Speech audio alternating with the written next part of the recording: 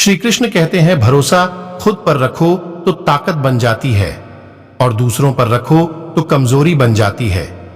आप कब सही थे इसे कोई याद नहीं रखता, लेकिन आप कब गलत थे इसे सब याद रखते हैं।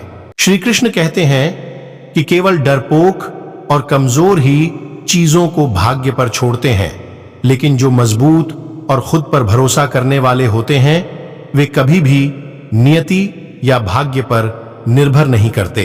सफल बनने के लिए हर व्यक्ति का अपना एक उद्देश्य या लक्ष्य जरूर होता है।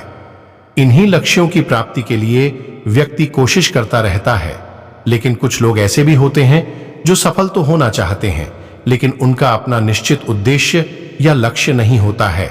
अवास्तविक चीजों को लेकर मन में कभी डर पैदा मत होने दो। वो वास्तविक नहीं है, वह ना तो कभी था और ना कभी होगा।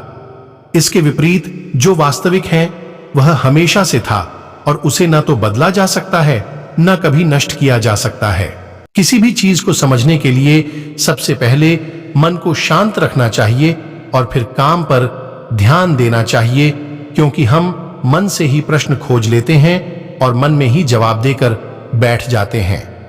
भगवान कृष्ण ने मन को शांत रखने के लिए दो चीजें बताई हैं। गीता में जीवन के सार का वर्णन बहुत ही विस्तार से किया है। गीता को भगवान श्री कृष्ण का ही एक स्वरूप माना गया है। गीता में मनुष्य के जीवन को सफल बनाने के लिए की सूत्रों का वर्णन किया गया है। जीवन में सफलता प्राप्त करने के लिए भगवान श्री कृष्ण के जीवन से जुड़ी तमाम बातों का अध्ययन करके सीखा जा सकता है। कुछ लोगों में बिना वजह संदेह या शक करने की आदत होती है। ऐसे लोग कभी खुश नहीं रह पाते हैं। साथ ही इस आदत से रिश्तों में प्यार और भरोसा दोनों की खत्म हो जाते हैं। इसलिए बिना वजह संहेत करने की आदत का आज ही त्याग कर दें। वैसे तो भगवान श्री कृष्ण बचपन में बहुत नटखट स्वभाव के थे। विपरीत परिस्थितियां आने पर उनका स्वभाव हमेशा शांत रहता था।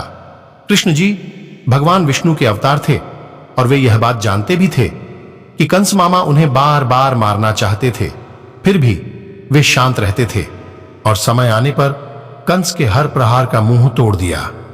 इससे सीख मिलती है कि कठिन समय में इंसान छोड़ना